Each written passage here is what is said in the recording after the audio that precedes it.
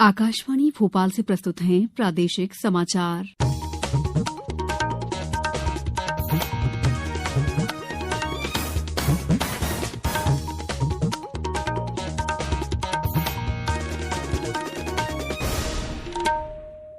नमस्कार, समाचारों के साथ मैं दीपा सिंह। पहले एक अपील।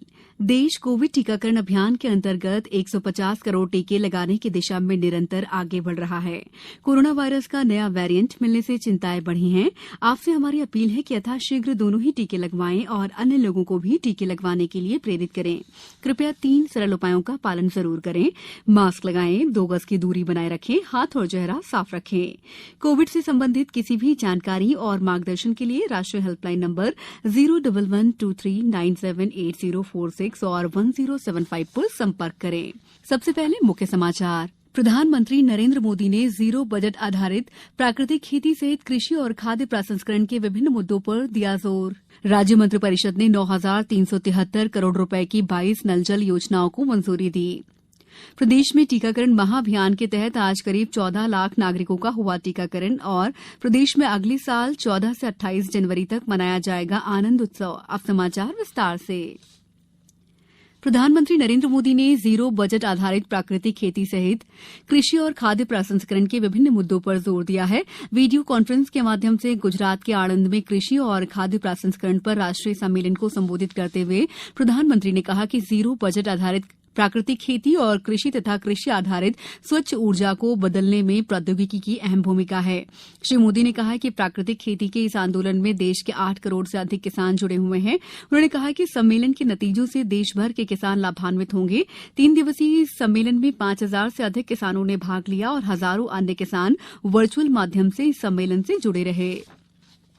राज्य मंत्रिपरिषद ने आज 9,373 करोड़ रुपए की 22 नल जल योजनाओं को मंजूरी दी। इन योजनाओं से 17 जिलों के 6,117 गांवों में प्रत्येक घर को घरेलू नल कनेक्शन के माध्यम से पेयजल की सुविधा उपलब्ध कराई जाएगी। कृषि मंत्रिपरिषद ने तेजस्विनी कार्यक्रम में गठित स्वसहायता समूहों के कार्यक्षेत्र और स्वरूप को यथावत रखते हुए राज्य ग्रामीण आजीविका मिशन में उनका विलय किए जाने का अनुमोदन भी कर दिया। मंत्रिपरिषद ने मध्य प्रदेश सड़क विकास निगम को शासन के विभिन्न विभागों की भवन परियोजनाओं के क्रियान्वयन के लिए क्रियान्वयन एजेंसी बनाए जाने की स्वीकृति दी और प्रदेश में भवन निर्माण के लिए मध्य प्रदेश भवन विकास निगम के रूप में एक नवीन शासकीय कंपनी के गठन की सैद्धांतिक स्वीकृति भी दे दी। प्रदेश में पंचायत चुनाव को लेकर सुप्रीम कोर्ट के निर्देश पर लगाई गई याचिका पर आज हाईकोर्ट ने तत्काल सुनवाई से इनकार कर दिया। इस पर सुनवाई शीतकालीन अवकाश के बाद 3 जनवरी को नियत की है। कोर्ट ने पंचायत चुनाव को लेकर वर्तमान में चल रही प्रक्रिया पर किसी भी तरह की रोक नहीं लगाई है।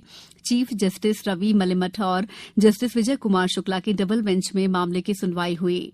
याचिकाकर्ता की ओर से अधिवक्ता ने मध्यप्रदेश सरकार द्वारा अध्यादेश लाकर 2014 के आरक्षण के अनुसार परिसीमन और चुनाव कराने की वैधानिकता को चुनौती देते हुए तत्काल सुनवाई की मांग की थी। प्रदेश में पंचायत चुनाव के लिए नामांकन पत्र जमा करने का काम जोर पकड़ रहा है। पंचायत निर्वाचन के प्रथम और द्वितीय चरण के लिए शनिवार को भी नाम निर्देशन पत्र लिए जाएंगे।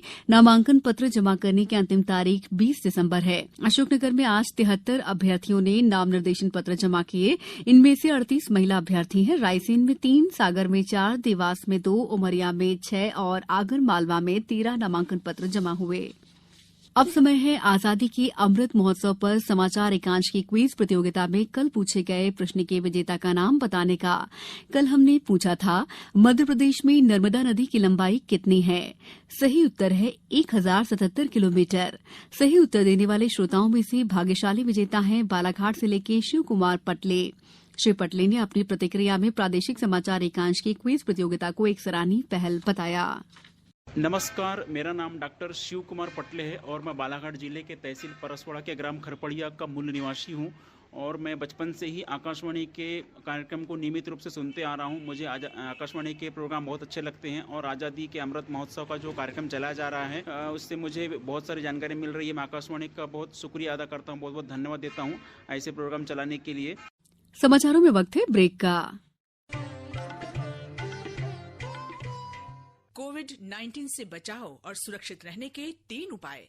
मास्क लगाएं, 2 गज दूरी है जरूरी, सुरक्षित दूरी रखें, हाथ और मुंह साफ रखें। ब्रेक के बाद समाचारों में आपका एक बार फिर स्वागत है। प्रदेश में टीकाकरण महाअभियान के तहत शाम 6 बजे तक 13,81,000 से अधिक नागरिकों का टीकाकरण हुआ। उमरिया में वैक्सीनेशन सेंटर के लिए 137 अधिकारियों की ड्यूटी लगाई गई थी। रायसेन में शाम 4 बजे तक 44,000 से अधिक लोगों को वैक्सीन की डोज लगाई जा चुकी है। मुख्यमंत्री शिवराज सिंह चौहान ने कहा है कि कोरोना के दोनों टीके लगवाना सबसे बड़ी सामाजिक जिम्मेदारी है। आज टीकाकरण अभियान 10 के अंतर्गत शिवाजी नगर स्थित सरोजिनी नायडू विद्यालय में संचालित टीकाकरण केंद्र का अवलोकन करते हुए मुख्यमंत्री ने कहा कि हम कोरोना का टीका नहीं लगवाकर अपने साथ और अपने परिजनों तथा परिचितों की जान जोखिम में डालते हैं। प्रदेश में अगले साल 14 से 28 जनवरी तक आनंद उत्सव आयोजित किया जाएगा। मुख्यमंत्री शिवराज सिंह चौहान ने कहा है कि प्रदेश में आनंद विभाग की गतिविधियों को बढ़ाया जाएगा। इसमें अल्प विराम, आनंद घर, आनंद कैलेंडर और आनंद शिविर जैसी गतिविधियां संचालित होंगी। प्रदेश में वर्तमान में 170 स्थानों पर आनंद घर संचालित हैं। अब कुछ समाचार संक्षेप में। इंदौर में association of industries Madhya Pradesh, future communication और इंडियन प्लासपैक फोरम के संयुक्त तत्वावधान में कल से 20 दिसंबर तक 4 दिवसीय इंडस्ट्रियल इंजीनियरिंग एक्सपो 2021 का आयोजन किया जा रहा है। खंडवा में मांधाता और ओमकारेश्वर में पॉक्सो एक्ट पर विधिक जागरूकता कार्यक्रम आयोजित हुआ। गुना कलेक्टर ने आज शासकीय माध्यमिक प्राथमिक विद्यालयों का औचक निरीक्षण किया। सीहोर की कृषि उपज मंडी में आयोजित प्राकृतिक राष्ट्रीय कृषि सम्मेलन का शुभारंभ आज कृषि मंत्री कमल पटेल ने किया। बुलेटिन के अंत में एक अपील, मास्क और 2 गज की दूरी, हाथ धोना भी है जरूरी। नमस्कार।